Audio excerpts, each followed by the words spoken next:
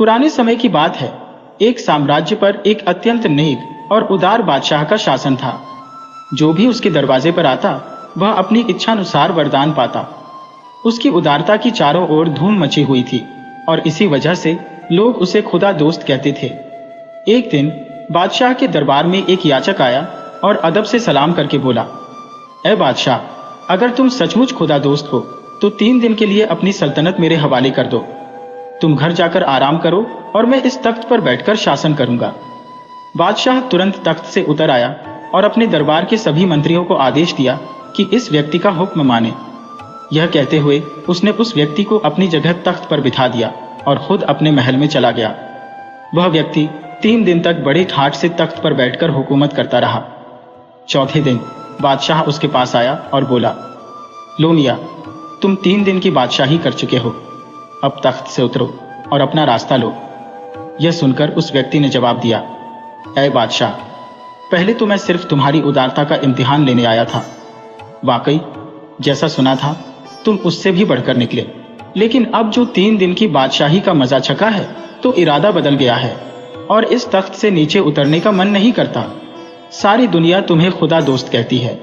मैं तुमसे विनती करता हूं कि यह तख्त और ताज खुदा के नाम पर मुझे बख्श दो। बादशाह ने उसकी बात सुनकर बड़ी इत्मीनान से कहा, मियां, ये हुकूमत और तख्तो ताज तुम्हें मुबारक हो। लो संभालो, मैं चला। यह कहकर वह महल में वापस आया और अपनी रानी को सारी बात बताई। वह भी बादशाह की तरह बहुत नेक थी। उसने शिकायत का एक शब्द तक नहीं कहा। उनके 2 बेटे भी थे, एक 10 साल का और दूसरा 7 साल का। इन दोनों के हाथ थामकर पति पत्नी खाली हाथ महल से निकल पड़े। बादशाह अपने दिल को तसल्ली दे रहा था कि इतने समय तक बादशाही की है, अब फकीरी का भी मजा चखना चाहिए, कहीं और चलना चाहिए। खुदा की जात बड़ी रहीम और करीम है। कोई अजब नहीं कि वह अपनी मेहरबानी से कोई और सूरत पैदा कर दे। बादशाह अपनी रानी और दोनों बेटों को लेकर सफर पर रवाना हो गया। कल तक की सवारी के लिए सैकड़ों हाथी और घोड़े मौजूद थे। आज अपने पैरों के सिवा कोई सवारी न थी। कल तक हजारों नौकर चाकर हर वक्त हाथ बांधे बादशाह के सामने खड़े रहते थे। आज कोई हाल पूछने वाला न था। मगर बादशाह इस हालत में भी शिकायत का एक लफ्ज जबान पर नहीं लाया। पैदल सफर करते, कभी 2 कोस तय किए, कभी 4 कोस, कभी कुछ खाने को मिल जाता, कभी फाके ही रहना पड़ता, मगर इस पर भी वह खुदा का शुक्र अदा करता। चंद रोज तक इसी तरह सफर करने के बाद वह एक शहर पहुंचे और एक सराय में जाकर ठहर गए। एक व्यापारी का व्यापारिक काफिला शहर से बाहर उतरा था। व्यापारी घोड़े पर सवार होकर शहर की सैर करता हुआ इत्तेफाक से उसी सराय में आ निकला। उसकी नजर रानी पर पड़ी तो उसे देखते ही समझ गया कि यह औरत कोई ऊंचे खानदान की है। उसने सोचा, अगर इस औरत से मेरी शादी हो जाए तो मेरी इज्जत बढ़ेगी। उसने बादशाह के पास आकर सलाम किया। बादशाह ने सलाम का जवाब दिया तो व्यापारी ने रोनी सूरत बनाकर कहने लगा, ए अजीज, मैं एक ताजिर हूं। मेरा काफिला शहर के बाहर ठहरा है। मेरी बीवी बीमार है और कोई नहीं है जो उसकी देखभाल कर सके। तुम खुदा का नेक बंदा मालूम होते हो। इस नेक बीवी को एक दिन के लिए मेरे साथ कर दो। शायद इसके जरिए मेरी बीवी की दर्द और तकलीफ से निजात मिले, वरना एक जान का मुफ्त में खून हो जाएगा। बादशाह और रानी ताजिर की बात सुनकर घबराए। आखिर नेक दिल बादशाह ने रानी से कहा, इस जरूरतमंद की हालत में भी हम किसी के काम आ सके तो यह हमारी खुशकिस्मती होगी। जाओ, देर ना करो। खुदा जाने इस बेचारी की बीवी का क्या हाल हो रहा होगा। रानी ने जुबान से इनकार का एक लफ्ज तक न कहा और उसी वक्त ताजिर के साथ चल पड़ी। सराय से बाहर निकलकर ताजिर बोला, देखो बीवी, काफिला बहुत दूर है। मुझे आए हुए काफी देर हो गई है। तुम यूं करो कि मेरे साथ ही मेरे घोड़े पर बैठ जाओ, इस तरह हम जल्दी पहुंच जाएंगे। मलका बेचारी सुदागर के छल को न समझ सकी और उसके साथ ही घोड़े पर सवार हो गई। सुदागर काफिले के पास पहुंचा और कुछ निर्देश दिए, फिर खुद घोड़ा भगाकर ले गया। मलका ने जब यह हाल देखा तो उसे सुदागर के धोखे का एहसास हुआ। उस नेकबख्त ने जोर से शोर मचाया, बहुत तड़पी, रोई, पीटी और चीखती रही, लेकिन सुदागर को जरा भी रहम नहीं आया। वह उसे घोड़े पर बिठाए कहीं और ले गया। उधर बादशाह सराय में इंतजार करता रहा। काफी देर बाद उसने सोचा कि खुद जाकर देखना चाहिए कि मामला क्या है और मलका अभी तक वापस क्यों नहीं आई। वह दोनों लड़कों का हाथ थामे सराय से निकला और शहर के बाहर आया।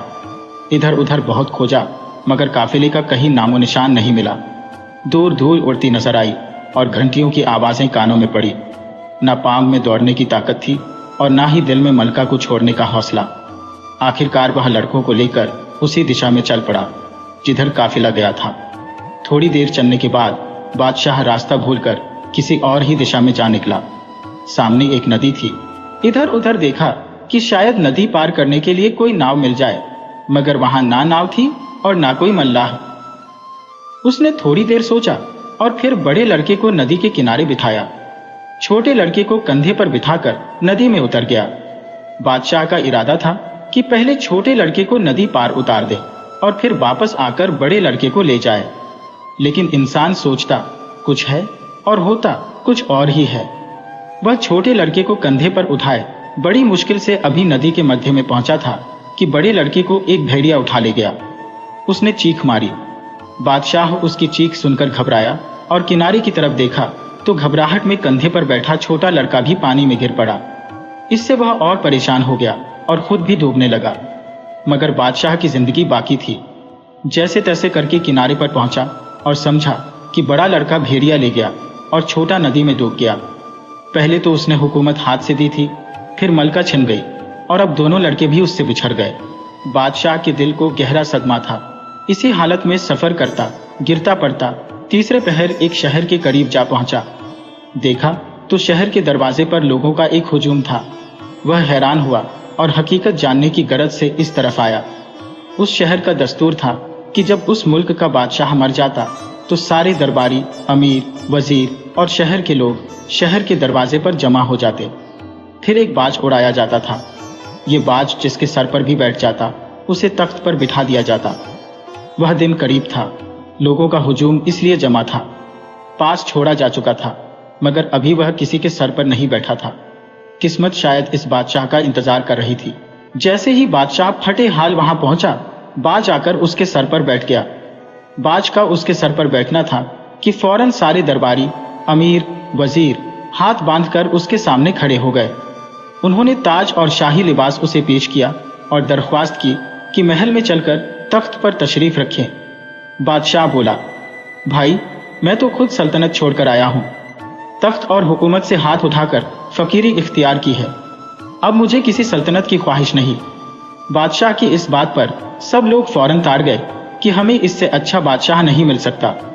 वे जिद करने लगे कि हम तो आप ही को अपना बादशाह बनाएंगे। बादशाह ने लाख इनकार किया, मगर लोगों ने उसे अपना बादशाह बनाकर ही दम लिया। शाही लिबास पहनाया गया, सर पर ताज सजाया गया, महल में ले जाकर शाही तख्त पर बिठाया गया।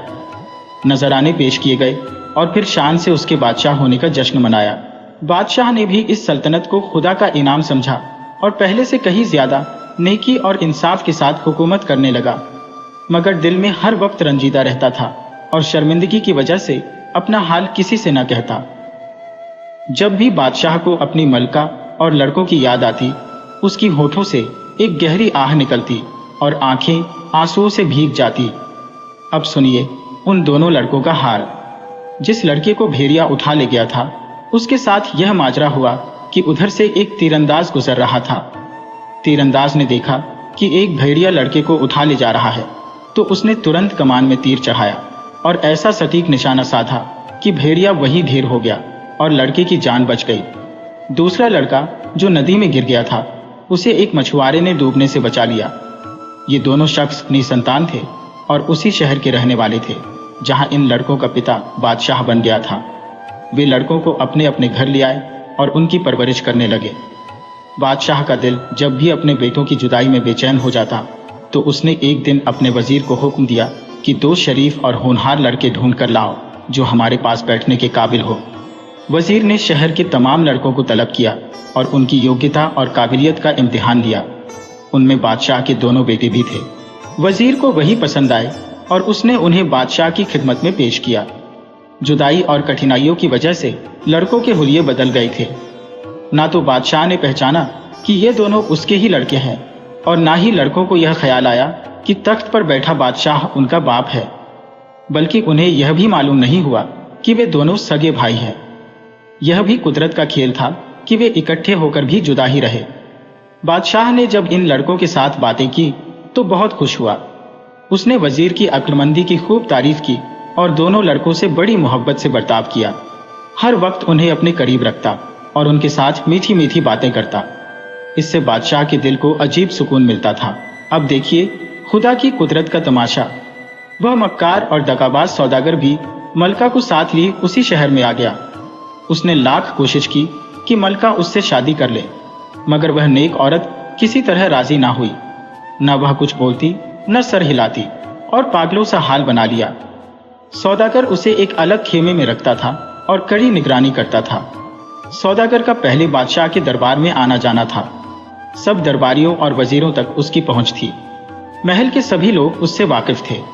जब उसने बादशाह के मरने की खबर सुनी तो दिल में अफसोस करने लगा, लेकिन लोगों ने बताया कि नया बादशाह पहले से भी अच्छा और न्यायप्रिय है। यह सुनकर सौदागर ने वजीर के हाथ बादशाह की खिदमत में तोहफे भेजे और फिर खुद भी हाजिर हो गया। खुदा की कुदरत कि बादशाह ने भी ना पहचाना कि यह वही मक्कार सौदागर है जो उसकी मलका को ले गया था, और सौदागर ने भी यह न जाना कि बादशाह वही शख्स है जिसे उसने धोखा दिया था। वे दोनों एक दूसरे के हाल से बेखबर थे। बादशाह ने सौदागर की बड़ी इज्जत की और उसे अपने दरबार में जगह दी। सौदागर ने कई मुल्कों की सैर की थी। बादशाह उससे उन मुल्कों के हालात पूछता और सौदागर अपने सफर की कहानियां सुनाता। एक रोज बादशाह सौदागर की खिदमत में हाजिर था। बातें करते करते शाम हो गई तो बादशाह ने कहा कि आज की रात यहीं ठहर जाओ, एक जरूरी मामले में तुमसे गुफ्तगू करनी है। सौदागर रुक तो गया, लेकिन कुछ परेशान सा था। बादशाह ने परेशानी का कारण पूछा तो सौदागर बोला, हुजूर, असल में मेरी बीवी पागल हो गई है। उसकी देखभाल मैं खुद करता हूँ। मुझे हर वक्त डर लगा रहता है कि वह पागलपन की वजह से भाग ना निकले और किसी मुसीबत में फंस जाए। इस पर बादशाह ने कहा, तुम यहीं रहो और बेफिक्र होकर रहो। उस औरत की देखभाल का इंतजाम हम कर देंगे। बादशाह ने यह कहकर उन्हीं दोनों लड़कों को सौदागर के खेमे का पहरा देने का हुक्म दिया। दोनों लड़के हुक्म सुनकर आदाब बजा लाए और उसी वक्त जाकर खेमे के दरवाजे पर पहरा देने लगे जिसमें वह औरत कैद थी। रात जब आधी से ज्यादा बीत गई तो छोटे लड़के को नींद आने लगी। इस पर बड़े लड़के ने कहा, देखो, सोना उचित नहीं है। ऐसा ना हो कि हम सो जाएं और हमारी लापरवाही का फायदा उठाकर यह औरत खेमे से निकल भागे। छोटे लड़के ने कहा, कोई ऐसी कहानी सुनाओ जिससे नींद उड़ जाए। यह सुनकर बड़े भाई ने जवाब दिया, मैं अपनी ही कहानी सुनाता हूं। अगर गौर से सुनो तो नींद क्या भूख प्यास तक उड़ जाएगी। यह कहकर उसने यूं कहना शुरू किया, भाई, मैं एक बादशाह का बेटा हूं। मेरे पिता की सखावत की दूर दूर तक धूम थी और उन्हें खुदा दोस्त के नाम से जाना जाता था।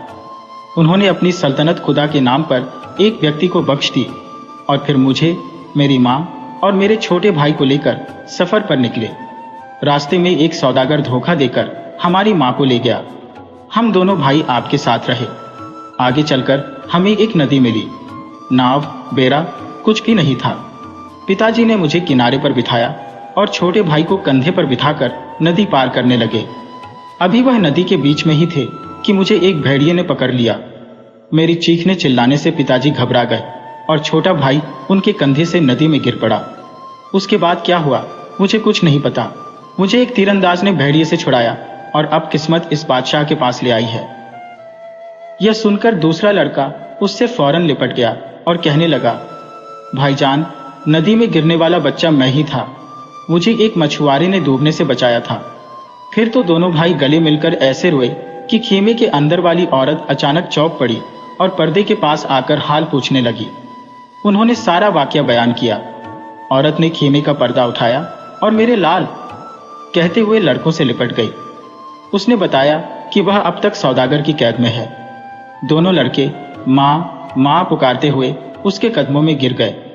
फिर दोनों भाइयों ने यह खबर बादशाह तक पहुंचाई।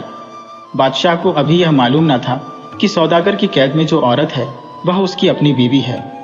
लेकिन जब यह मालूम हुआ कि वह औरत इन दोनों लड़कों की माँ है तो उसने सारे मामले की छानबीन का फैसला किया। बादशाह ने उसी वक्त औरत के लिए सवारी भेजी और उसे अपने दरबार में तलब किया। जब वह औरत बादशाह के सामने आई तो बादशाह को कुछ पूछने की जरूरत ही नहीं पड़ी। औरत ने बादशाह को देखते ही पहचान लिया और उसके कदमों में गिर पड़ी।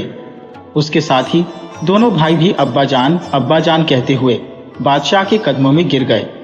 सौदागर ने जब यह माजरा देखा तो भागने की कोशिश की, लेकिन बादशाह के सिपाहियों ने उसे मौका ही न दिया और गिरफ्तार करके कैद खाने में डाल दिया। अगले दिन बादशाह ने उसका सारा माल और सामान जब्त कर लिया और उसे फांसी पर लटका दिया। अब सुनिए उस व्यक्ति का हाल जिसने बादशाह से बादशाही ली थी। उसने बादशाह बनकर तबाही मचा दी।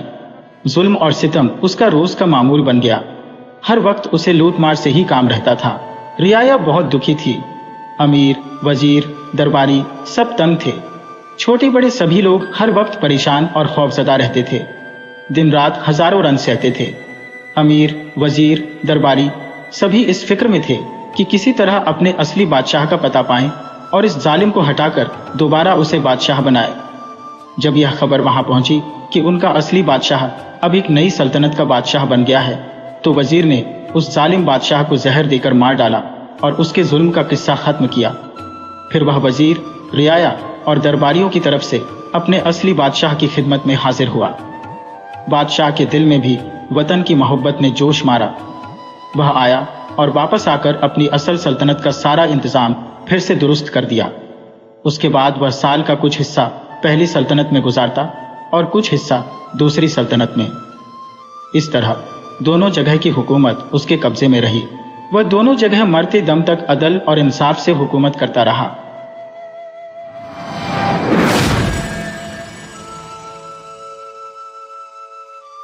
बद्री नारायण बहुत ही भोला भाला लड़का था। हर रोज रात को सोने से पहले वह अपनी दादी से कहानी सुनाने को कहता था। उसकी दादी नगर लोक, पाताल लोक, चंद्रलोक, सूर्य लोक आदि की कहानियां सुनाया करती थी। एक दिन दादी ने उसे स्वर्ग का वर्णन सुनाया। स्वर्ग का वर्णन इतना सुंदर था कि बद्री नारायण ने स्वर्ग देखने की जिद करने लगा। दादी ने उसे बहुत समझाया कि मनुष्य स्वर्ग नहीं देख सकता, किंतु बद्री नारायण रोते रोते सो गया। सपने में उसे एक देवता दिखाई दिए। देवता ने उससे कहा, जैसे तुम सर्कस देखने जाते हो तो टिकट देते हो, वैसे ही स्वर्ग देखने के लिए भी तुम्हें रुपए देने पड़ेंगे। बद्री नारायण ने सोचा कि वह दादी से रुपए मांग लेगा, लेकिन देवता ने कहा, स्वर्ग में तुम्हारे रुपए नहीं चलते, यहाँ तो भलाई और पुण्य कर्मों का रुपया चलता है। यह दिव्य चम्मच अपने पास रख लो। जब भी तुम कोई अच्छा काम करोगे तो इसमें एक आ जाएगा, और जब तुम कोई बुरा काम करोगे तो एक इसमें से उड़ जाएगा। जब यह चम्मच भर जाएगी तब तुम स्वर्ग देख सकोगे। बद्री नारायण की नींद खुली तो उसने देखा कि सचमुच एक दिव्य चम्मच उसके सिरहाने पड़ी थी।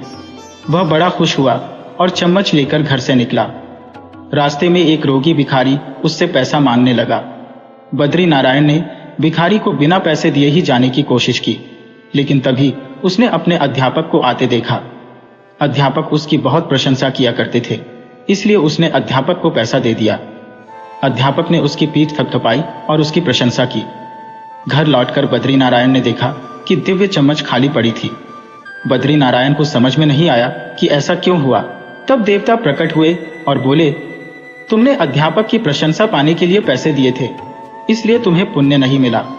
लाभ की आशा से किया गया अच्छा काम व्यापार होता है, पुण्य नहीं।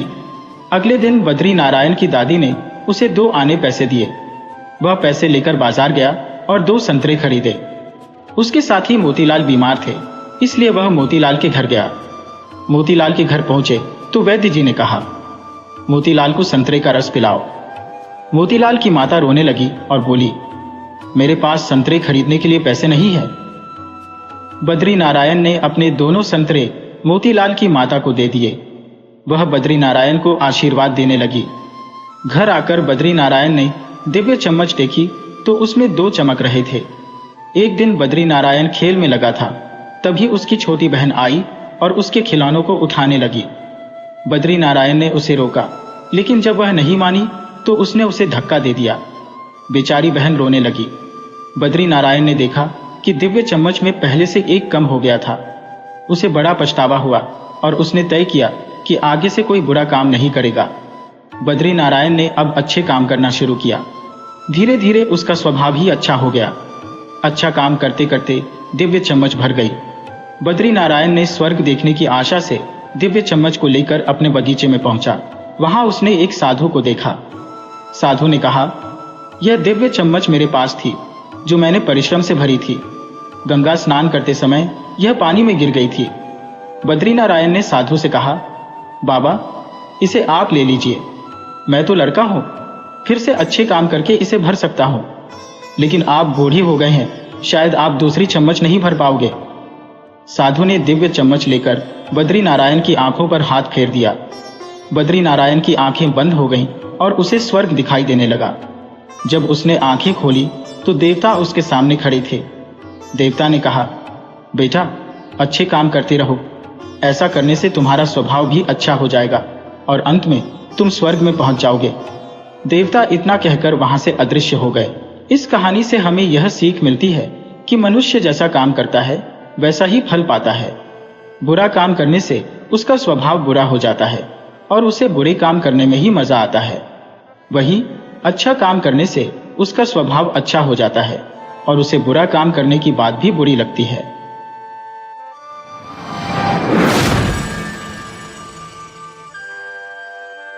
कहानी शैतान के 3 सोने के बाल। बहुत पुराने समय की बात है। एक बहुत गरीब औरत ने एक सुंदर बेटे को जन्म दिया। उस बच्चे के हाथ पर नीले रंग का एक बड़ा सा दाग था, जो पंडितों के अनुसार उसे भाग्यवान बना रहा था। उसके जन्म के साथ ही उस गांव के ज्ञानी ध्यानी पंडित ने भविष्यवाणी की कि यह बच्चा 14 साल की उम्र में एक राजकुमारी से विवाह करेगा और खुद राज करेगा। एक दिन ऐसा हुआ कि एक राजा शिकार खेलते हुए रास्ता भूलकर उसी गांव में आया जहां उस बालक का जन्म हुआ था। गांव वालों ने उस राजा को पहचाना नहीं, क्योंकि उन लोगों ने कभी उसे देखा ही नहीं था। गांव के एक बूढ़े ने बातों बातों में राजा को बताया कि कुछ दिनों पहले उनके गांव में एक ऐसा बच्चा पैदा हुआ है जो 14 साल की अवस्था में इस राज्य के राजा की लड़की से विवाह करेगा। राजा को यह बात सुनकर बहुत गुस्सा आया, क्योंकि कुछ दिन पहले उसके घर में एक बेटी का जन्म हुआ था। राजा वैसे भी बहुत ही घमंडी और कठोर हृदय का व्यक्ति था। राजा ने सोचा कि क्यों ना मैं उस गरीब औरत को कुछ धन देकर इसका बच्चा इससे ले लो और इसका काम तमाम कर दें, तो न ही यह भाग्यवान बच्चा रहेगा और न ही मेरी राजकुमारी से विवाह कर पाएगा। वह गांव के उस बूढ़े से बोला, बाबा, तुम मुझे उस औरत के पास ले चलो। वह उस बच्चे को ठीक ढंग से नहीं पाल पाएगी। मैं उस बच्चे को अच्छे ढंग से पालकर बड़ा करूंगा। बूढ़ा उस राजा को उस भाग्यवान बच्चे की मां के पास ले गया। राजा ने उससे अपना बच्चा देने की विनती की और बोला, तुम बहुत गरीब हो, इस बच्चे को कैसे पाल सकोगी? यह बच्चा मुझे दे दो, मैं इसे बहुत अच्छी तरह पालूंगा। वह गरीब औरत उसे अपना बच्चा देने से इनकार करती रही। तब राजा ने उसे बहुत सा धन दिया और बोला, इस धन से तुम अपना पेट पालना और जब यह तुम्हारा भाग्यवान बेटा बड़ा हो जाएगा तो खुद ही तुम्हारे पास आ जाएगा। गरीब मां ने सोचा, क्योंकि यह बहुत ही भाग्यशाली बच्चा है, इसीलिए यह अमीर आदमी इसे लेने मेरे घर आ पहुंचा है। शायद यही ईश्वर की इच्छा है।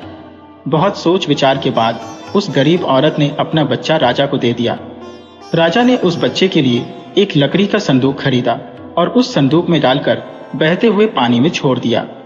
उसने सोचा कि दम घुटने से बच्चा इस संदूक के अंदर ही मर जाएगा। वह यह सोचकर मन ही मन बहुत खुश हो रहा था कि उसने अपनी प्यारी सी बेटी को उस अनचाहे पति से बचा लिया। मारने वाले से बचाने वाला बड़ा होता है। यही उस बच्चे के साथ भी हुआ। वह लकड़ी का संदूक बहते बहते एक पंचक्की में जाकर अटक गया। उस पंचक्की पर काम करने वाले नौकर ने जब वह लकड़ी का बक्सा देखा तो बहुत खुश हुआ।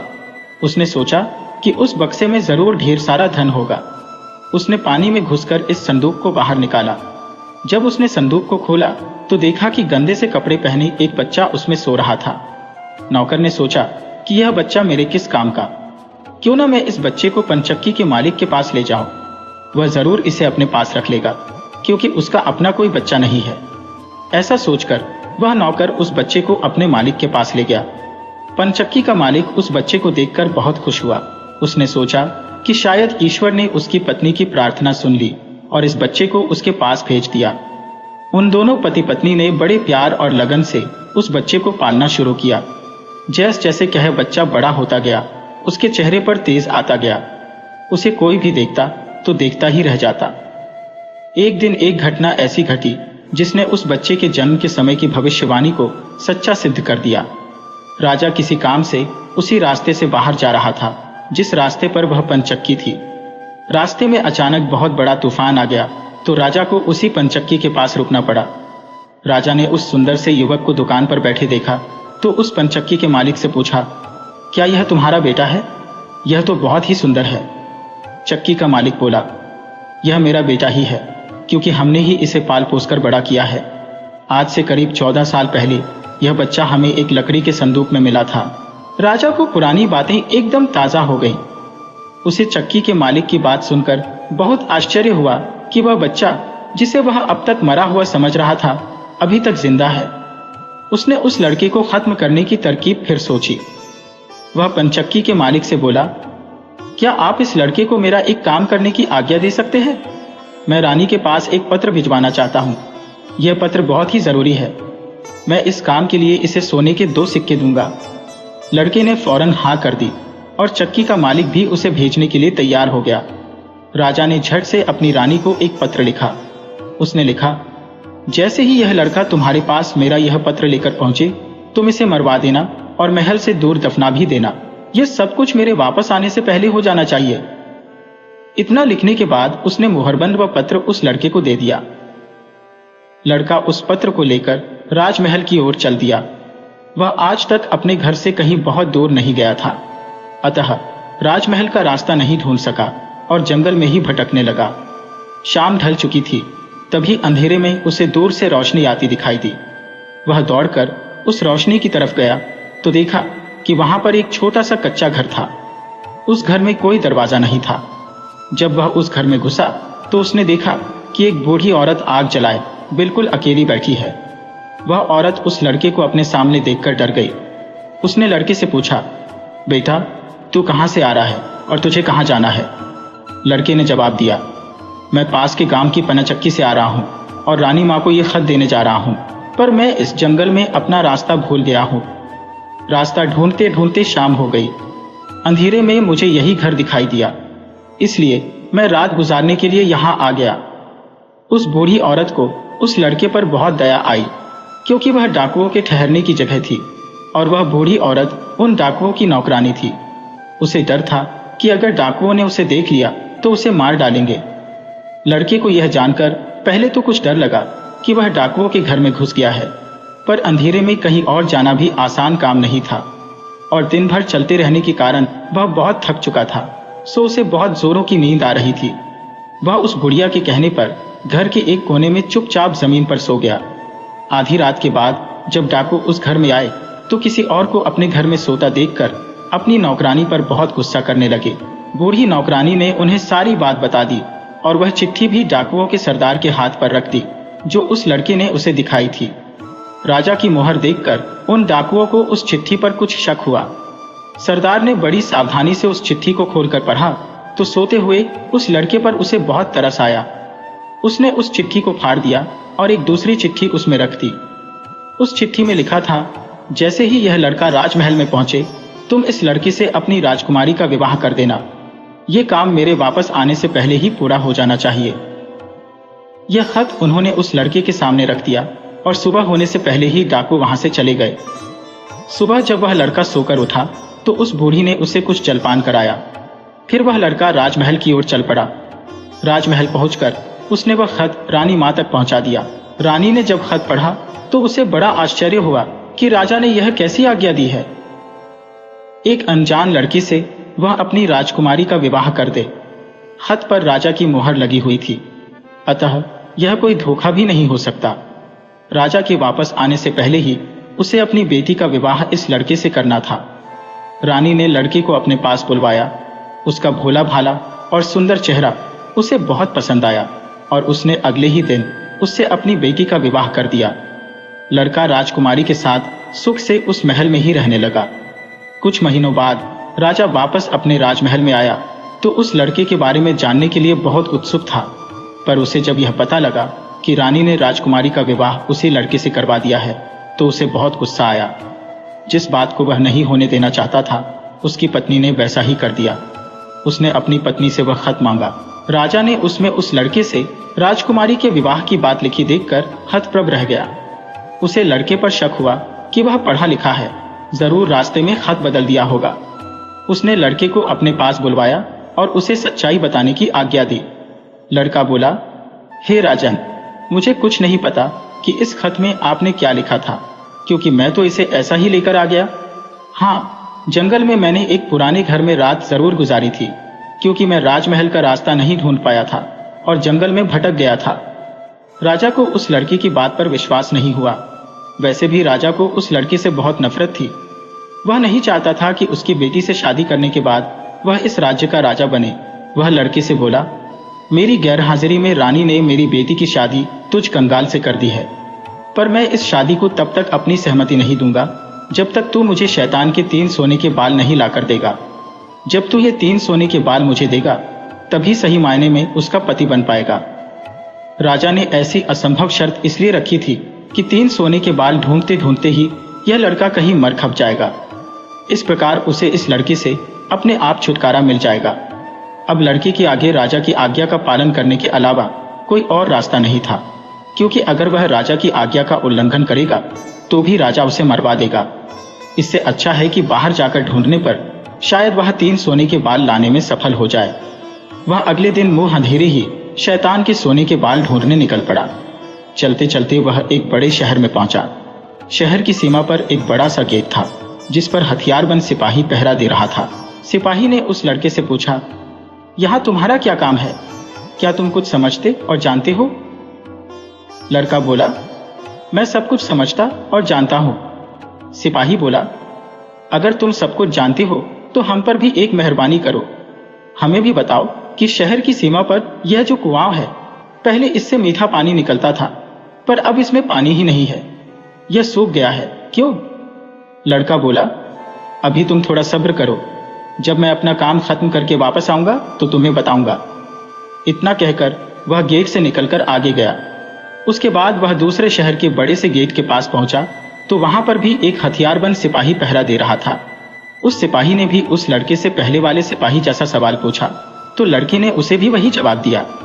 सिपाही बोला, अगर तुम सब कुछ समझते और जानते हो तो कृपा करके मुझे इतना बताओ कि इस शहर की सीमा पर जो सेब का पेड़ लगा है, उसमें पहले सोने के सेब लगते थे, पर अब यह पूरी तरह सूख गया है।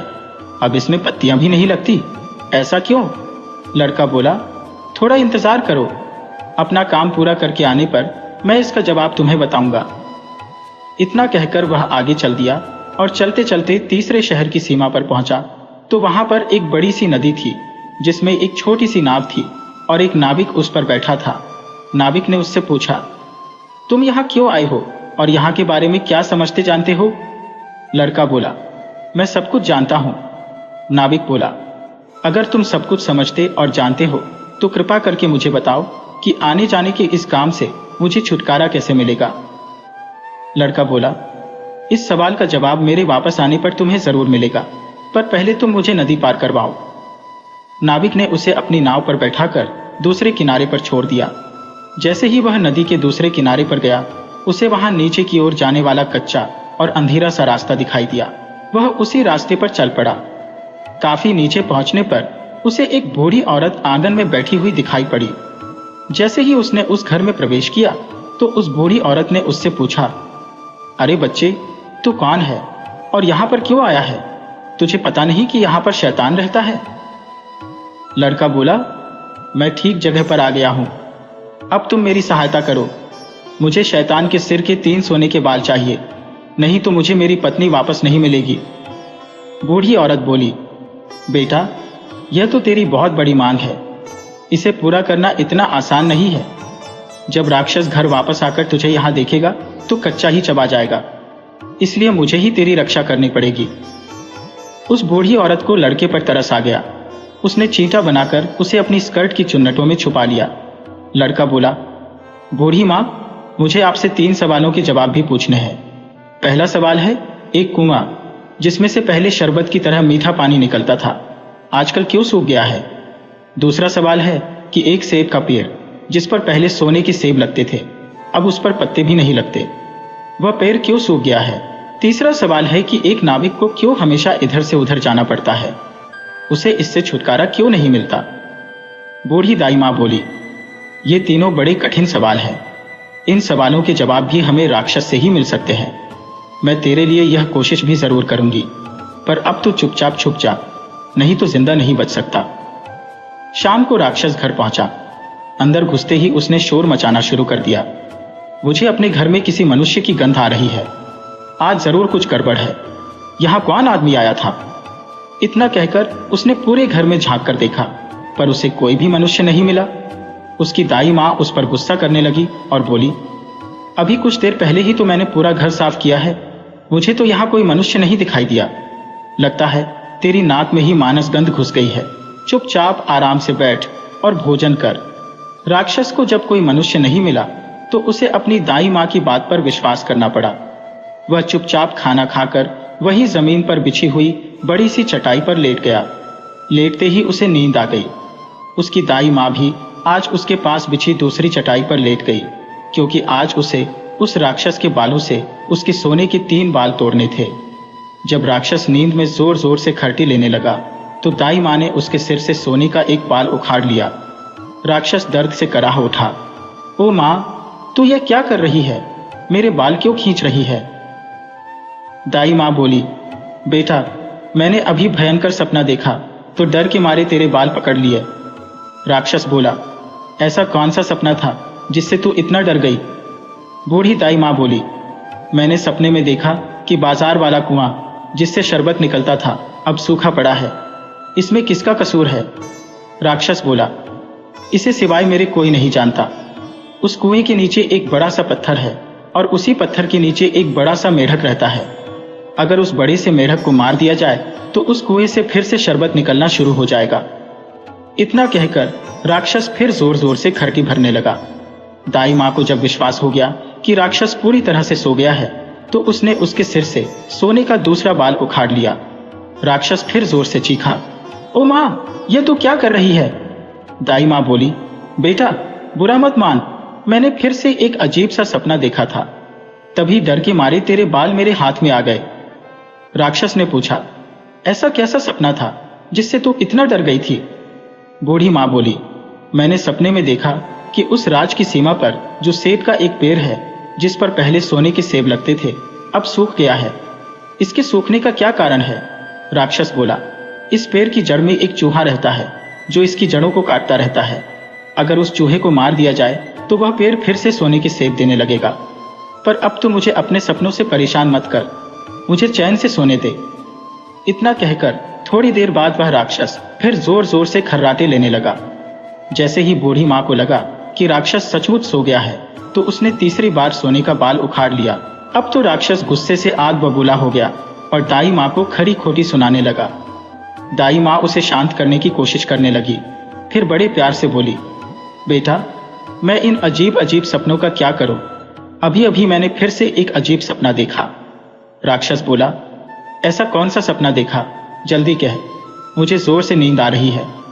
बूढ़ी माँ बोली, मैंने सपने में देखा कि मुझसे एक नाविक शिकायत कर रहा था कि उसे हर समय इधर से उधर जाना पड़ता है। उसे इससे छुटकारा क्यों नहीं मिलता? इसमें उसका क्या कसूर है? राक्षस बोला, वह नाविक मूर्ख है। जिस दिन वह किसी और आदमी के हाथ में अपना चप्पू दे देगा उसे हर रोज के आने जाने से छुटकारा मिल जाएगा। इतना कहकर राक्षस फिर से अपनी चटाई पर लेट गया और खर्राटे लेने लगा। अब दाई माँ ने उस लड़के को अपनी स्कर्ट से निकाला और उसे 3 सोने के बाल देकर बोली, अपने तीनों सवालों के जवाब तो तू सुन ही चुका है, अब ये ले 3 बाल और तुरंत यहां से भाग जा। लड़के को असली रूप में करने के बाद दाई माँ ने झटपट उसे घर से बाहर निकाल दिया। लड़के ने हृदय से उसको धन्यवाद दिया और अपने ससुर के राज्य की ओर चल पड़ा। रास्ते में उसे फिर वही नाविक और पहरा देते हुए दोनों सिपाही मिले। नाविक ने जब उसे दूसरी ओर उतारा तो वह लड़का बोला, तुम अपना यह चप्पू किसी और के हाथ में दे देना, तभी तुम्हें इस रोज रोज के आने जाने से छुटकारा मिल जाएगा। जब सिपाही को उसने उसके प्रश्न का उत्तर बताया तो उसने बहुत सा धन एक गधे पर लाद कर उस लड़के को इनाम के रूप में दिया। वह उस धन से लदे हुए गधे को लेकर जब पहले सिपाही के पास पहुंचा तो उसे भी उसके प्रश्न का उत्तर बताया। उस सिपाही ने भी बहुत सा धन एक गधे पर लादकर उसको इनाम दिया। अब वह सोने के 3 बाल और 2 गधों पर ढेर सारा धन लेकर अपने ससुर के पास पहुंचा तो उसे देखकर राजा हैरान रह गया। तीनों बाल और धन से भरे हुए 2 गधों को देखकर राजा ने उससे पूछा, तुम्हें यह इतना ढेर सारा धन कहां से मिला? लड़का बोला, मैं नदी के उस पार गया था, वहां मुझे बहुत सारा धन मिला, उसमें से कुछ धन मैं अपने साथ ले आया। राजा को लालच आ गया। वह लड़के से बोला, क्या मैं भी नदी के उस पार से तुम्हारी तरह कुछ धन ला सकता हूं? लड़का बोला, क्यों नहीं। उस नदी में नाव पर एक नाविक बैठा है जो अपनी नाव से आपको उस पार ले जाएगा, पर आप उसका चप्पू उससे लेकर नाव को खुद चलाएंगे तो नदी की दूसरी ओर पहुंचकर ढेर सारा धन ले आएंगे। लालची राजा इतना सुनकर नदी की ओर चल पड़ा। वहां सचमुच ही एक छोटी सी नाव पर एक नाविक बैठा था। राजा उस नाविक के पास गया और उसके हाथ से उसका चप्पू लेकर खुद नाव चलाने लगा। अब उस नाविक को रोज के आने जाने से छुटकारा मिल गया और राजा को उस नाविक की जगह हर समय नाव पर इधर से उधर जाने की सजा मिली।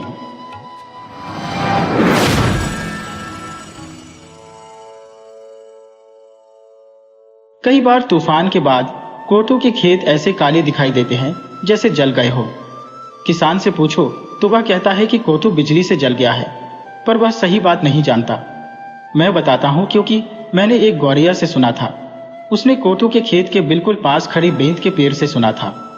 अगर तुम देखना चाहो तो वह आज भी वहां है। बेंत का यह पेड़ बहुत पुराना और बड़ा है। उसका तना गठीला है पर बीच में से फटा हुआ है। उस दरार में घास और काली बेरी के फल लगे हैं। तना एक तरफ को झुका है और उसकी शाखाएं लंबे लंबे बालों की तरह जमीन की तरफ झुकी हुई है। उसके चारों तरफ जौ, राई तथा जई के खेत हैं। जई बहुत सुंदर लगती है। उसके पके हुए दाने डाल पर बैठी पीली चिड़िया जैसे लगते हैं। जई का दाना कटने से पहले भारी हो जाता है। उसे देखकर लगता है कि जमीन की तरफ अपना सिर झुकाए खड़ा है। बेंत के पेड़ के सबसे पास कोट का खेत है। कोट अपना सिर नीचा न करके ऊंचा रखता है। लगता है कि गर्व की वजह से हमेशा अकड़ कर सीधा खड़ा रहता है। वह कहता है, हम भी दूसरों की तरह फल देते हैं और उनसे ज्यादा सुंदर है। हमारे फूल सेब के पेड़ जैसे सुंदर है। हमें देखकर लोगों को खुशी होती है। ओ बूढ़े बेंत के पेड़, क्या तुम किसी ऐसे को जानते हो जो हमसे ज्यादा सुंदर है? बेंत के पेड़ ने तेजी से ऐसे सिर हिलाया जैसे यह कहना चाहता हो कि हाँ, जानता हूं। कोटू इतना नाराज हुआ कि और सीधा तन गया और बोला, बेवकूफ पेड़, तुम तो इतने बूढ़े हो कि तुम्हारे पेट में घास उग आई है। इतनी सी देर में मौसम बिगड़ गया। तूफान आने के आसार दिखने लगे। जब हवा तेजी से चलने लगी तो खेतों के फूलों ने अपने पत्ते मोड़ लिए और अपने सिर नरमाई से झुका लिए, पर कोटू गर्व से सीधा खड़ा रहा। फूलों ने आवाज लगाई, हमारी तरह सिर झुका लो। कोटू ने जवाब दिया, मुझे जरूरत नहीं है। दूसरे अनाज के पौधे चिल्लाए, झुको झुको। 1 मिनट में तूफान का देवता अपने पंख बादलों से जमीन तक फैला लेगा। वह यहां आता ही होगा। अगर तुम उससे दया की भीख नहीं मांगोगे तो वह तुम्हें चीरकर 2 हिस्सों में कर देगा। मैं नहीं झुकूंगा, कोटू चिल्लाया।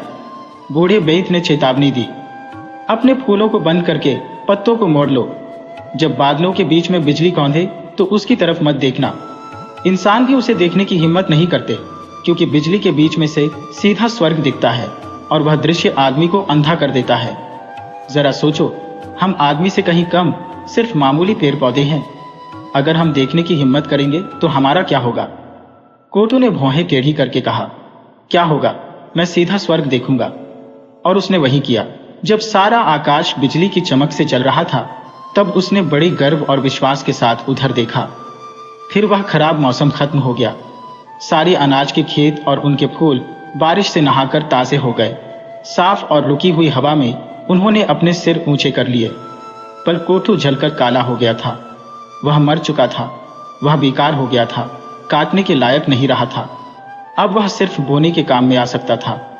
बूढ़े बेंत के पेड़ ने हवा में अपनी शाखाएं धीरे से हिलाईं। उसके पत्तों से पानी की बूंदें गिर रही थी।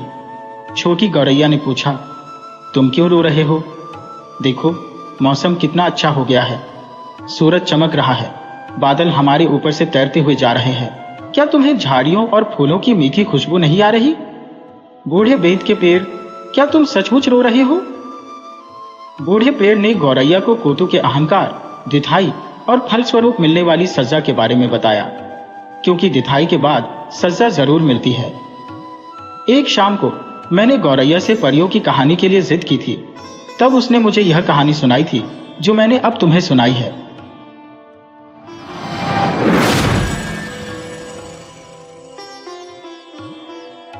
बीजापुर नाम के गांव के मुखिया सूरजभान बहुत ही समझदार और सुलझे हुए इंसान थे। गांव में होने वाले सभी तरह के लड़ाई झगड़े और किसी भी तरह के विवाद को सुलझाने के लिए वह हमेशा तैयार रहते थे।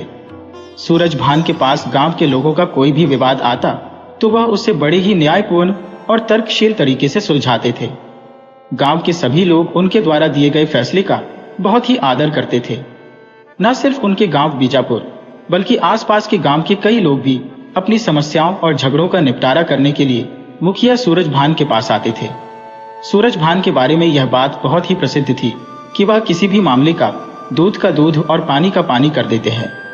हालांकि उस गांव के लोगों को यह अधिकार भी था कि अगर वह किसी कारण से मुखिया के द्वारा दिए गए निर्णय से संतुष्ट ना हो तो वह राजा के दरबार में भी न्याय के लिए गुहार लगा सकते थे। लेकिन आज तक ऐसा कभी नहीं हुआ था कि सूरजभान के द्वारा किसी मामले के निपटारे के लिए दिए गए फैसले पर लोग असंतुष्ट हो। उनकी बुद्धिमानी और तर्कशील निर्णय के कारण सभी लोग उनके निर्णय को ही अंतिम निर्णय समझते थे। मुखिया सूरजभान के घर पर अक्सर इसी कारण से लोगों का आना जाना लगा रहता था। प्रतिदिन वह कई तरह के विवाद और झगड़ों का निपटारा करते थे। आज तक किसी भी व्यक्ति को न्याय के लिए राजा के दरबार में जाने की आवश्यकता नहीं पड़ी थी। इसी नगर के राजा थे राजा चक्रधर, जो अपनी प्रजा का बहुत ही ख्याल रखते थे। महाराज चक्रधर के 2 संतानें थी, उनका बेटा पृथ्वी और उनकी बेटी कुसुमलता। महाराज चक्रधर ने अपनी प्रजा के कल्याण के लिए कई तरह की योजनाएं चला रखी थी। राजा चक्रधर के दरबार में एक से एक बढ़कर समझदार और बुद्धिमान मंत्री थे। इन्हीं में से एक थे उनके न्याय मंत्री, जिनका नाम था चंद्रसेन। न्याय मंत्री चंद्रसेन बुद्धिमान होने के साथ साथ दूरदर्शी भी थे। एक दिन की बात है, महाराज ने अपने न्याय मंत्री चंद्रसेन को कुछ परेशान देखा तो कहने लगे, क्या बात है न्याय मंत्री जी, हम पिछले कुछ दिनों से देख रहे हैं कि आप कुछ परेशान से नजर आ रही है। क्या मैं जान सकता हूं कि आपकी इस परेशानी का कारण क्या है? न्याय मंत्री कहने लगे, महाराज आपने बिल्कुल ठीक समझा, मैं पिछले काफी समय से परेशान हूं। आप तो जानते ही हैं कि एक न्याय मंत्री के तौर पर मुझे हमारी प्रजा के झगड़ों और विवादों को सुलझाना पड़ता है। साथ ही साथ रोज कई तरह के अपराधियों से मेरा पाला पड़ता है। मैं आज तक अपने कार्य को पूरी ईमानदारी और निष्ठा से निभाता आ रहा हूं, लेकिन पिछले कुछ महीनों से एक समस्या मेरे सामने आ रही है। राजा ने कहा, मंत्री जी, आप तो स्वयं सारी प्रजा की समस्याएं दूर करते हैं, भला आप जैसे बुद्धिमान और विवेकशील आदमी को कौन सी समस्या आ गई? न्याय मंत्री ने कहा, महाराज बात यह है कि जैसा कि आप जानते हैं, अब लोग पहले से कहीं ज्यादा समझदार और सावधान रहने लगे हैं, लेकिन इसके साथ ही राज्य में अपराधों और विवादों की संख्या भी बढ़ने लगी है, जिसकी वजह से प्रतिदिन मेरी कचहरी में आने वाले मामलों की संख्या बढ़ती ही जा रही है।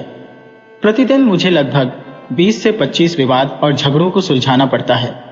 मैं अकेला व्यक्ति ऐसा करने में असमर्थ महसूस कर रहा हूं, क्योंकि आजकल अपराधी भी बहुत ही चालाक हो गए हैं। मेरा पूरा दिन कचहरी में ही बीत जाता है, जिसके कारण ना तो मैं अपने परिवार को समय दे पा रहा हूं। इसीलिए मैं चाहता हूं कि आप मेरी सहायता के लिए एक न्याय अधिकारी की नियुक्ति कीजिए, ताकि प्रतिदिन आने वाले विवादों को तेजी से निपटाया जा सके। अपने न्याय मंत्री की यह समस्या सुनकर महाराज कहने लगे, आपने ठीक कहा न्याय मंत्री जी, सचमुच आजकल अपराधों की संख्या बढ़ने के कारण आपका काम भी बहुत ज्यादा हो गया है। मुझे आपके सहायक के तौर पर एक न्याय अधिकारी की नियुक्ति करने में कोई आपत्ति नहीं है। क्या आपकी नजर में कोई ऐसा व्यक्ति है जो इतना योग्य और बुद्धिमान हो कि वह बिना किसी पक्षपात के लोगों के झगड़ों का निपटारा कर सके? न्याय मंत्री ने कहा, महाराज, हमारे ही राज्य के एक गांव बीजापुर में मुखिया सूरजभान रहते हैं। मैंने उनके बारे में काफी सुना है। वह अपने इलाके के सभी झगड़ों और विवादों का निपटारा बड़ी समझदारी और न्यायपूर्ण तरीके से करते हैं। मुझे लगता है कि वह न्याय अधिकारी के पद के लिए बिल्कुल उपयुक्त व्यक्ति है। राजा ने कहा, ठीक है मंत्री जी, लेकिन मैं उनको न्याय अधिकारी नियुक्त करने से पहले उनकी परीक्षा लेना चाहता हूँ, उनको जांचना चाहता हूँ। आप मुझे 1 सप्ताह का वक्त दीजिए। मैं इस 1 सप्ताह में ही यह निर्णय करूंगा कि आपकी सहायता के लिए न्याय अधिकारी किसको नियुक्त किया जाए। साथ ही साथ मैं बीजापुर के मुखिया सूरजभान की न्याय की परीक्षा भी करूंगा। यदि वह मेरी परीक्षा में खरे उतरे तो उन्हें आपकी सहायता के लिए न्याय अधिकारी के रूप में नियुक्त कर दिया जाएगा। इसके बाद मंत्री अपने घर वापस लौट गए। अगली सुबह महाराज ने अपने राजसी वस्त्र त्याग दिए और एक साधारण से दिखने वाली ग्रामीण का वेश धारण कर लिया। महल से निकलकर वह अपने घोड़े पर सवार हुए और बीजापुर गांव की तरफ चल पड़े। राजधानी से बीजापुर गांव का रास्ता लगभग 20 मील था। जब महाराज अपने घोड़े पर सवार होकर बीजापुर की तरफ जा रहे थे, तभी रास्ते में एक भिखारी उनके सामने आ खड़ा हुआ। अपना कटोरा आगे करके वह महाराज से भीख मांगने लगा। महाराज, जो कि स्वभाव से बड़े ही दयालु थे, उन्हें भिखारी पर दया आ गई। उन्होंने एक स्वर्ण मुद्रा अपनी जेब से निकालकर उसके कटोरे में रख दी। इसके बाद महाराज अपने घोड़े पर सवार होकर आगे बढ़ने लगे। तभी उन्होंने महसूस किया कि शायद उनके पीछे पीछे कोई आ रहा है। जब उन्होंने मुड़कर पीछे देखा तो वह भिखारी महाराज के पीछे आ रहा था। महाराज ने अपना घोड़ा रोका और भिखारी से पूछने लगे, अरे भाई, मैंने तुम्हें भिक्षा के रूप में स्वर्ण मुद्रा दे दी है, अब तुम मेरे पीछे क्यों आ रहे हो? भिखारी कहने लगा, श्रीमान, आप बड़े ही दयालु जान पड़ते हैं। आपने मुझे भिक्षा दी, इसके लिए आपका बहुत बहुत आभार। लेकिन क्या आप मेरी एक और सहायता कर सकते हैं? बताओ, तुम्हें क्या सहायता चाहिए? भिखारी कहने लगा, क्या आप बीजापुर गांव की तरफ जा रहे हैं? अगर ऐसा है तो आप मुझे भी अपने घोड़े पर बिठाकर ले चलिए, मुझे भी बीजापुर गांव में ही जाना है। महाराज ने एक पल के लिए सोचा और फिर उस भिखारी को अपने घोड़े पर बिठा लिया। वे दोनों बीजापुर गांव की तरफ चलने लगे। दोपहर तक वे बीजापुर गांव पहुंच गए। वहां पहुंचने के बाद दोनों घोड़े से उतर गए। तब राजा ने भिखारी की तरफ देखा और कहा, लो भाई, मैंने तुम्हें बीजापुर पहुंचा दिया, अब तुम्हें जहां भी जाना हो जा सकते हो। यह कहकर राजा अपने घोड़े को लेकर आगे बढ़ने लगा। तभी वह भिखारी राजा पर चिल्लाते हुए कहने लगा, अरे दुष्ट आदमी, तुम इस घोड़े को लेकर कहां चल दिए? मेरे घोड़े को यहीं पर छोड़ दो। भिखारी की यह बात सुनकर महाराज को एक धक्का सा लगा। वह क्रोधित होकर उस भिखारी को देखने लगे और बोले, अरे तुम्हें क्या हो गया? अचानक तुमने इस घोड़े को अपना घोड़ा क्यों कहना शुरू कर दिया? मैंने तुम पर दया करके तुम्हें इस घोड़े पर बिठाया और गांव तक लेकर आया। उसके बदले तुम मेरा धन्यवाद करने की बजाय मेरे घोड़े पर अपना अधिकार जमा रहे हो। भिखारी कहने लगा, यह घोड़ा तो मेरा है, मैं तुम्हें घोड़े पर बिठाकर लाया हूं और तुम बिना किसी देरी के इस घोड़े को यहीं पर छोड़ दो और चले जाओ। इस तरह से राजा और भिखारी में घोड़े को लेकर झगड़ा होने लगा। उनको आपस में झगड़ा करते हुए देखकर काफी लोगों की भीड़ जमा हो गई, परंतु कोई भी इस बात का फैसला नहीं कर पाया कि यह घोड़ा राजा का है या भिखारी का। तभी उस भीड़ में से एक आदमी आगे आया और उसने कहा, मेरा विचार है कि आप लोगों को गांव के मुखिया सूरजभान के पास जाना चाहिए। वे अवश्य ही इस झगड़े का निपटारा कर सकते हैं कि घोड़ा वास्तव में किसका है। भिखारी कहने लगा, हाँ, क्यों नहीं, मुझे किसी के पास भी जाने में कोई आपत्ति नहीं है, क्योंकि मैं सच बोल रहा हूं।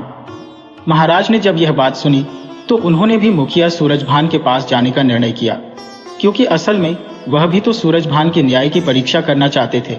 महाराज बोले, मुझे भी मुखिया जी के पास न्याय के लिए जाने में कोई आपत्ति नहीं है। इसके बाद भिखारी और राजा उस घोड़े के साथ मुखिया सूरजभान के घर जा पहुंचे। दोनों अपने घोड़े को लेकर एक तरफ खड़े हो गए। उन्होंने देखा कि मुखिया सूरजभान पहले से ही वहां पर मौजूद लोगों के झगड़ों का निपटारा कर रहे थे। वे दोनों अपने घोड़े को लेकर एक तरफ खड़े हो गए और अपनी बारी का इंतजार करने लगे। महाराज चक्रधर के लिए यह एक बहुत ही अच्छा मौका था, जब वह मुखिया सूरजभान के न्याय करने के तरीके को अच्छी तरह से देख सकते थे। इसीलिए राजा चुपचाप वहां पर खड़े हो गए और मुखिया जी के द्वारा की जाने वाली सारी कार्यवाही को ध्यान से देखने लगे। सबसे पहले सूरजभान के सामने दो व्यक्ति आकर खड़े हुए। उनमें से एक व्यक्ति गांव के साहूकार के पास काम करने वाला मुनीम था, जबकि दूसरा व्यक्ति एक किसान था। दोनों का विवाद यह था कि वे एक युवती के साथ आए थे। झगड़ा यह था कि मुनीम और वह किसान दोनों ही उस युवती को अपनी पत्नी बता रहे थे। युवती असल में गूंगी थी और न समझती थी। अब इस बात का फैसला किया जाना था कि वह युवती वास्तव में किसकी पत्नी है, मुनीम की या किसान की। सारी बात जानने के बाद मुखिया सूरजभान कहने लगे, आप दोनों इस युवती को यहीं पर छोड़कर चले जाइए। कल सुबह आप लोगों के झगड़े का निपटारा किया जाएगा। इसके बाद सूरजभान के सामने दूसरा विवाद पेश किया गया। यह विवाद एक कसाई और तेल बेचने वाले तेली के बीच में था। दोनों ही एक सिक्कों से भरी हुई थैली को अपना अपना बता रहे थे। कसाई का कहना यह था कि सिक्कों से भरी थैली उसकी है, जबकि तेली कहता था कि सिक्कों से भरी थैली पर उसका अधिकार है, क्योंकि उसने अपनी मेहनत से यह कमाई की है। सारा मामला सुनने के बाद सूरजभान ने कहा, आप लोग सिक्कों से भरी हुई इस थैली को यहीं पर छोड़ जाइए, कल सुबह आपके झगड़े का फैसला सुनाया जाएगा। वे दोनों भी सिक्कों से भरी हुई थैली वहीं पर छोड़कर चले गए। इसके बाद महाराज और वह भिखारी सूरजभान के सामने पेश हुए। तब महाराज चक्रधर ने कहना शुरू किया, मुखिया जी, बात असल में यह है कि मैं इस भिखारी को दया करके अपने घोड़े पर बिठाकर गांव के अंदर तक लेकर आया हूं, लेकिन गांव में पहुंचते ही इस भिखारी ने मुझे धन्यवाद देने की बजाय मेरे ही घोड़े पर अपना अधिकार जमा लिया। उसकी बात सुनकर भिखारी तपाक से कहने लगा, नहीं मुखिया जी, यह आदमी बिल्कुल झूठ बोलता है। यह घोड़ा तो असल में मेरा है। मैं इस आदमी को अपने घोड़े पर बिठाकर गांव में लेकर आया था, लेकिन जैसे ही हम गांव में पहुंचे तो इस आदमी ने मुझ पर धौंस जमानी शुरू कर दी। मुझे कमजोर जानकर यह मेरे घोड़े पर कब्जा करना चाहता है। अब आप ही मुझ पर दया करके मेरा घोड़ा मुझे दिलवाएं। मुखिया। सूरजभान ने भिखारी की बातों को बड़े ही ध्यान से सुना और फिर कहने लगे, आप लोग अपना घोड़ा यहीं पर छोड़ दीजिए। कल सुबह इस बात का फैसला किया जाएगा कि घोड़ा किसका है।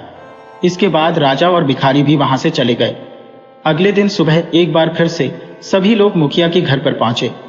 तब मुखिया ने सबसे पहले मुनीम और किसान को अपने सामने बुलाया, जिनका विवाद यह था कि वह युवती असल में किसकी पत्नी है। मुखिया ने मुनीम की तरफ देखते हुए कहा, मुनीम जी, यह युवती आपकी पत्नी है। आप इसे ले जा सकते हैं और इस धोखेबाज किसान को मैं 50 कोड़े मारने का आदेश देता हूं। मुनीम इस फैसले से बहुत ही खुश था और अपनी पत्नी को लेकर वहां से चला गया। इसके बाद मुखिया ने कसाई और तेली को अपने सामने बुलाया। सिक्कों की थैली वहां पर रखते हुए वह कहने लगा, यह सिक्कों की थैली असल में कसाई की है, जबकि इस तेली को झूठ बोलने के कारण 50 कोड़े मारने की सजा दी जाती है। और फिर कसाई भी अपने सिक्कों की थैली लेकर खुशी खुशी वहां से चला गया। अब बारी थी महाराज और उस भिखारी की। तब मुखिया ने दोनों की तरफ देखते हुए कहा, मैंने आपका घोड़ा अपने अस्तबल में बांध रखा है, जहां पर पहले से ही 20 घोड़े मौजूद हैं। क्या तुम दोनों 20 घोड़ों के बीच में अपना घोड़ा पहचान पाओगे? महाराज ने तुरंत उत्तर दिया, मुखिया जी, 20 तो क्या, आप 100 घोड़ों के बीच में भी मेरा घोड़ा खड़ा कर देंगे तो मैं उसको पहचान सकता हूं। इसके बाद मुखिया राजा को लेकर अपने अस्तबल में गया, जहां पर पहले से ही काफी घोड़े बंधे हुए थे। राजा ने बड़ी आसानी से अपने घोड़े को पहचान लिया। इसके बाद मुखिया जी राजा को लेकर अस्तबल से बाहर आ गए। फिर वह भिखारी को अपने साथ लेकर अस्तबल में आ गए और भिखारी को घोड़े को पहचानने के लिए कहा। भिखारी ने भी बड़ी ही आसानी से घोड़े को पहचान लिया। मुखिया भिखारी को लेकर अस्तबल से बाहर आ गया और फिर कुछ क्षणों तक सोचने के बाद महाराज की तरफ देखते हुए कहने लगा, श्रीमान, यह घोड़ा आपका है, आप इसे ले जा सकते हैं। जबकि यह भिखारी एक झूठा और धोखेबाज आदमी है, इसे 50 कोड़े मारने की सजा दी जाती है। यह सुनकर महाराज मन ही मन बहुत ही प्रसन्न थे कि सचमुच मुखिया के द्वारा किया गया न्याय एकदम सटीक और सही है। अब तक शाम हो चुकी थी और फिर सभी लोग अपने अपने घरों को चले गए, लेकिन राजा अभी भी वहीं पर खड़ा था। मुखिया ने पूछा, श्रीमान, अब आप भी अपने घर चले जाइए। तो राजा कहने लगा, मुखिया जी, मैं तो सिर्फ यह जानने के लिए यहाँ पर खड़ा हूँ कि क्या आप मुझे बता सकते हैं कि आपने किस तरह से सभी झगड़ों का निपटारा किया? आखिर आप इतना न्यायपूर्ण और तर्कसंगत निर्णय कैसे लेते हैं? तब मुखिया ने कहा, अरे महोदय, यह कोई बहुत मुश्किल काम नहीं है।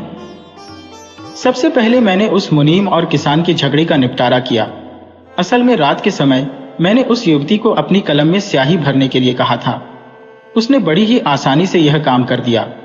इससे सिद्ध होता है कि वह अवश्य ही मुनीम की पत्नी है। एक किसान की पत्नी यह काम नहीं कर सकती, क्योंकि किसान के घर पर स्याही और कलम का कोई काम नहीं है, जबकि मुनीम के घर पर यह दोनों चीजें मौजूद रहती हैं। इसके बाद मैंने कसाई और तेली के झगड़े का निपटारा किया। वह भी बहुत ही सरल काम था। मैंने उस सिक्कों की थैली में से सिक्के निकालकर गर्म पानी के बर्तन में डाल दिए थे। अगर वह सिक्के तेली के होते तो अवश्य ही उन सिक्कों पर लगा हुआ तेल गर्म पानी में डालने पर पानी की सतह पर आ जाता। लेकिन ऐसा कुछ नहीं हुआ, जिससे यह बात सिद्ध हो गई कि वह सिक्के तेली के नहीं थे। इसके बाद मैंने आपका और उस भिखारी का फैसला किया। यह भी बहुत ही आसान काम था। मैं आप दोनों को एक एक करके घोड़े के पास ले गया तो आप दोनों ने बड़े ही आराम से घोड़े को पहचान लिया था। बात असल में यह थी कि यह मायने नहीं रखता कि किसने घोड़े को पहचाना, बल्कि मायने यह रखता है कि घोड़े ने आप दोनों में से किसको पहचाना।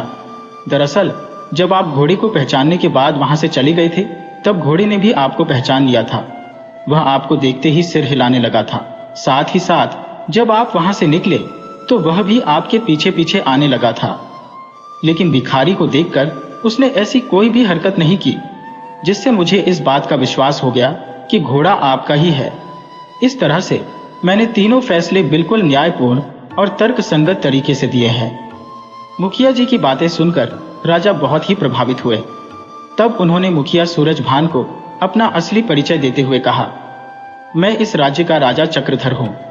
असल बात यह है कि मैं तुम्हारे न्याय और तर्क शक्ति की जांच करने के लिए आया था, जिस पर तुम बिल्कुल खरे उतरे हो।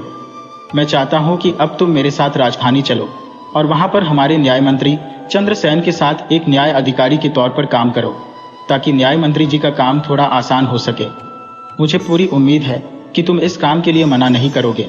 सारी सच्चाई जानने के बाद मुखिया सूरजभान ने महाराज को प्रणाम किया और कहने लगा, महाराज, आप हमारे राज्य के राजा हैं और राजा ईश्वर का रूप माना जाता है। इसीलिए मैं आपकी आज्ञा को ईश्वर की आज्ञा मानते हुए उसका पालन करूंगा। मैं आपके साथ राजधानी चलने को तैयार हूं। अगली सुबह वे दोनों राजमहल की तरफ रवाना हो गए। राजमहल में पहुंचने के बाद महाराज ने अपने न्याय मंत्री को बुलाया और सूरजभान से उनका परिचय कराते हुए कहने लगे, मंत्री जी, जैसा आपने कहा था, सूरजभान सच में खरा सोना है। मुझे अब इस बात का पूरा विश्वास है कि अब आप दोनों मिलकर हमारी राज्य की न्याय व्यवस्था को और भी ज्यादा मजबूत करेंगे। इसके बाद सूरजभान को न्याय मंत्री चक्रधर के सहायक के तौर पर एक न्याय अधिकारी बना दिया गया। महाराज बहुत खुश थे कि सूरजभान के रूप में उन्हें एक बहुत ही बुद्धिमान और समझदार न्याय अधिकारी मिल गया है।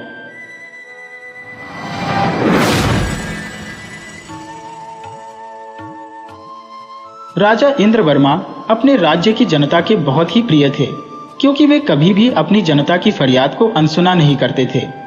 आसपास के राज्यों में भी यह बात मशहूर थी कि राजा इंद्रवर्मा के दरबार से कोई फरियादी खाली हाथ वापस नहीं जाता था। राजा के बाल काटने और हजामत बनाने के लिए जो नाई आता था, राजा उसका बहुत ही सम्मान करते थे। उसका कारण यह था कि वह 90 साल का एक बुजुर्ग आदमी था, जो राजा साहब के पिताजी के समय से ही महल में आ रहा था। राजा उसे अपना खानदानी नाई मानते थे। जब राजा साहब छोटे थे तो उनके और उनके पिताजी के बाल भी वही काटता था। राजा इंद्रवर्मा जी के पिता का देहांत हो चुका था। उसकी उम्र 90 साल की होने के बावजूद भी वह बहुत ही सेहतमंद और तंदुरुस्त था। यहाँ तक कि पूरे राज्य में उसकी सेहत और तंदुरुस्ती के चर्चे थे। हर कोई राजा इंद्रवर्मा की खानदानी नाई की सेहत का राज जानना चाहता था।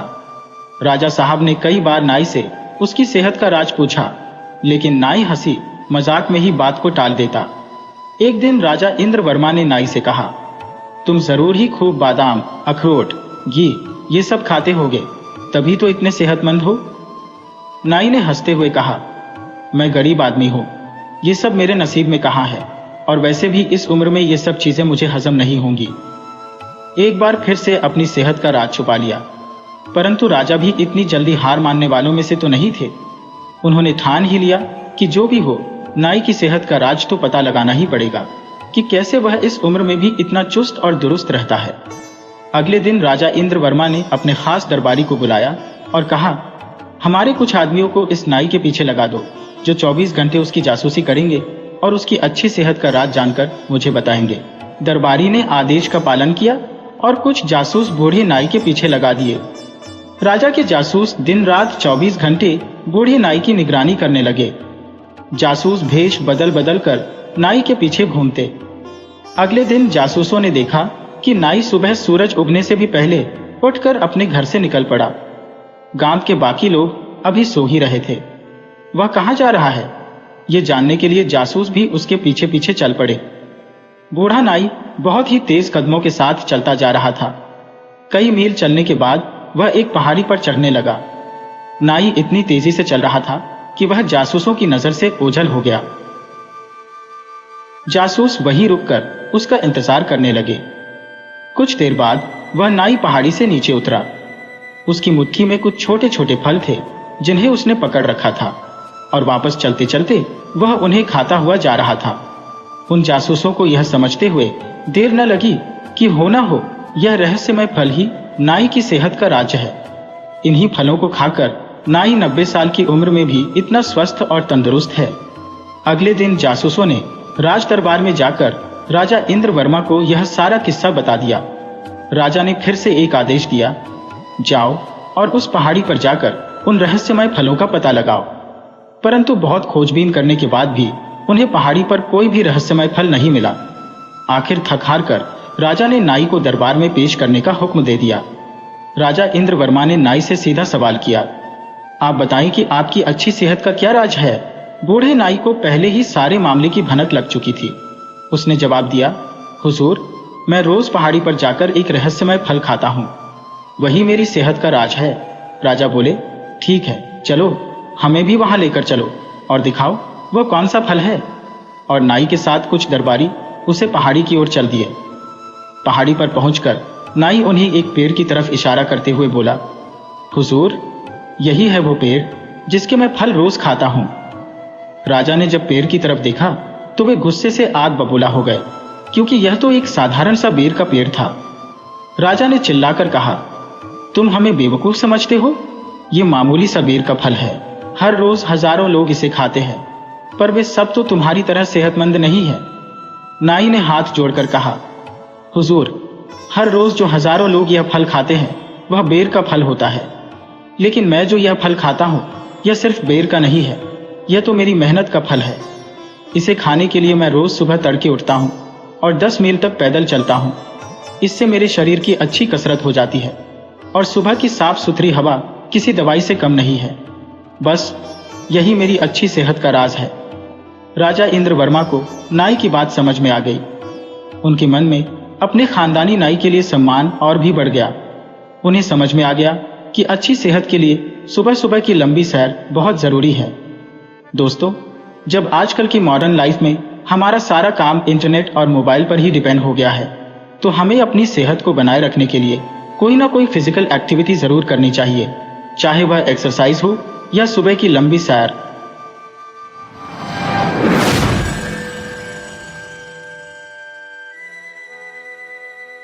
वीडियो अच्छी लगे हो तो इसे लाइक करें और ऐसे ही मज़ेदार कहानियों के लिए चैनल को सब्सक्राइब करें और बेल आइकन दबाएं। ज़्यादा से ज़्यादा अपने दोस्तों को शेयर करें। धन्यवाद।